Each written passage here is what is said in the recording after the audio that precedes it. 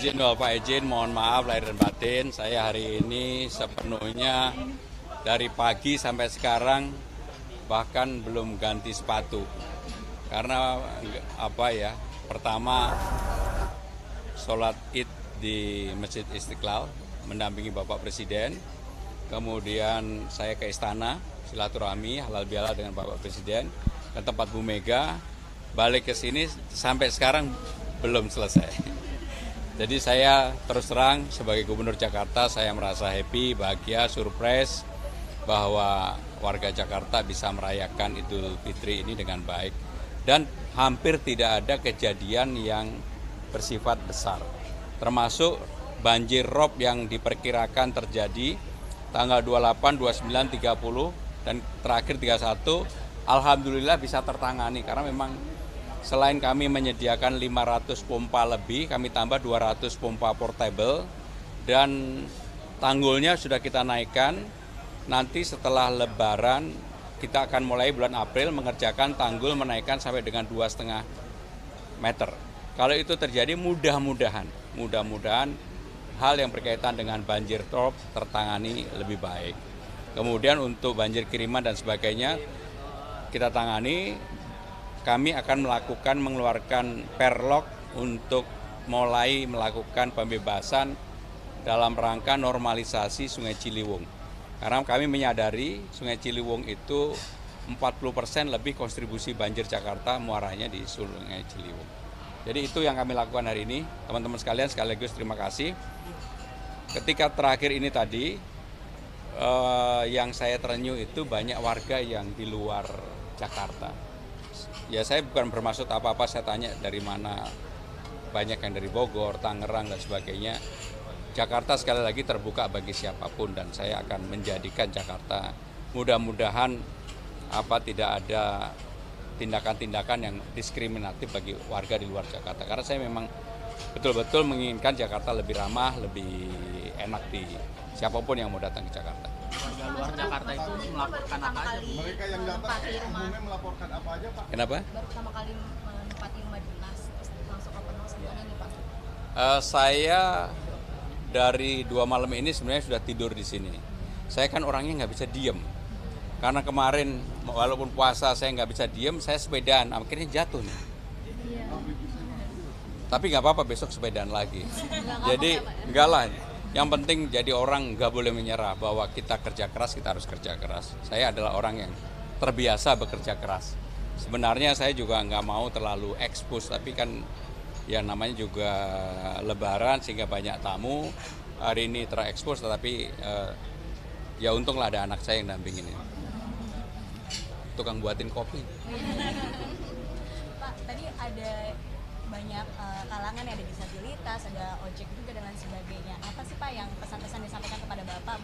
Yang pertama tentunya saya akan menanyakan hal-hal yang prinsip. PPSU kan saya tanyakan bagaimana dengan evaluasi kamu, apakah masih tahunan, kamu latar belakangnya ijazahmu apa. Saya sudah menandatangani bahwa untuk PPSU pasukan Orange itu SD saja cukup. Dan saya sudah tanda tangani pergubnya.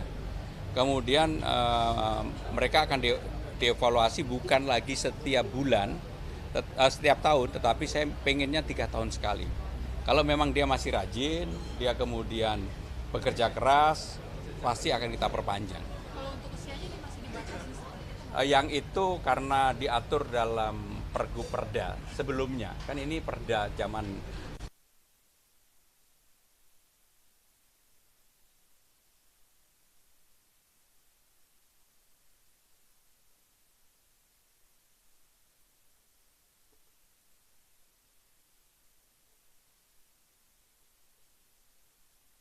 PSU juga minta ada jaminan sosial gitu. kan secara prinsip apa yang menjadi hak mereka dalam kerjasama itu. Yang belum ada itu begini, PPSU itu setelah pensiun mereka rata-rata gampang. Dan ketika itu kan belum ada jaminan apapun. Tetapi kalau diberikan jaminan ini memang melanggar aturan. Sehingga dengan demikian tadi pertanyaan tentang usia mungkin saya mempertimbangkan kalau memang mereka masih bisa bekerja keras, masih rajin, ya usianya diperpanjang. Tapi ini belum keputusan ya. Saya akan mempertimbangkan untuk itu. Karena sekarang ini orang di usia 58, 55, 58 itu fisiknya juga masih bagus untuk bekerja keras, apalagi dia ini kan mempunyai tanggung jawab di keluarganya rata-rata. Satu lagi ya. Mas, tadi dari Pak Prabowo ada nggak sih pesan untuk Jakarta atau semacamnya yang disampaikan Mas Pram? Ya rahasia lah. Kan di IG saya kasih clue itu kan berdua sebenarnya. Ada aspirasi apa lagi yang disampaikan sama warga Bu selain PPSU? Ada yang bilang soal rumah susun. Jadi soal rumah susun ini juga menjadi persoalan tersendiri. Terus terang banyak rumah susun yang mohon maaf tidak membayar secara baik. Dan yang menjadi persoalan adalah ketika ada persoalan di lapangan mereka kembali ke rumah susun. Begitu lapangannya sudah tidak masalah, kembali ke lapangan lagi. Nah, ini yang seperti ini kami akan tertibkan. Karena apa, kebanyakan yang seperti itu dulu ketika mereka menempati rumah susun kan diberikan privilege karena mereka dipindahkan. Dipindahkan sehingga dengan demikian diberi privilege. Ketika mereka sudah mendapatkan privilege, mereka tidak sama sekali mohon maaf. Harusnya privilege itu kan dimanfaatkan secara baik. Sehingga dengan demikian saya sudah bicara bahwa yang berkaitan dengan rumah susun yang tanggungannya terlalu lama, kemarin apalagi saya sudah mengeluarkan pergub yang di bawah 650 juta untuk rumah susun ya, mereka kita bebaskan sepenuhnya, nggak perlu bayar PBB. Nah saya takutnya sudah nggak bayar PBB, bisa ditempatin, airnya juga kita kasih kartu air sehat, mereka malah mendapat banyak kemudahan. Yang saya khawatir kalau bukan mereka yang tinggal, tetapi warga baru yang tinggal, dan itu terjadi di mana-mana. Maka dalam konteks pembebasan Ciliwung ini kami sudah menyiapkan beberapa rumah susun, termasuk yang di Jagakarsa. Mungkin setelah Lebaran saya akan resmikan apakah itu nanti digunakan tempat untuk penampungan rumah susun bagi warga, akan kita pikirkan. Tetapi yang paling penting, jangan warga yang biasa kerja dari tempat pekerjaan itu jauh dari rumah susunnya, jauh dari tempat dia bekerja. Ini yang menjadi problem. Keluarganya dibawa, dia sendiri tetap bekerja di situ. Nah ini yang jadi problem. Maka Tunggakan yang tadi Bapak sebutkan itu kan miliaran, Pak, itu bakal dipulihkan atau seperti apa, Pak? saya sudah memberikan arahan kepada kepala dinas terkait, stakeholder, dan juga yang mengatur keuangan Jakarta. Mudah-mudahan dalam 1 bulan, 2 bulan ke depan saya akan putuskan. Nanti keputusan apa, tunggu ya. Tapi yang jelas keinginan saya yang paling utama adalah memberikan kemudahan kepada warga yang tidak mampu. Ya, cukup ya. Minal aidin wal faizin. Foto bareng-bareng. Ayo. Masih Kari, minta tolong.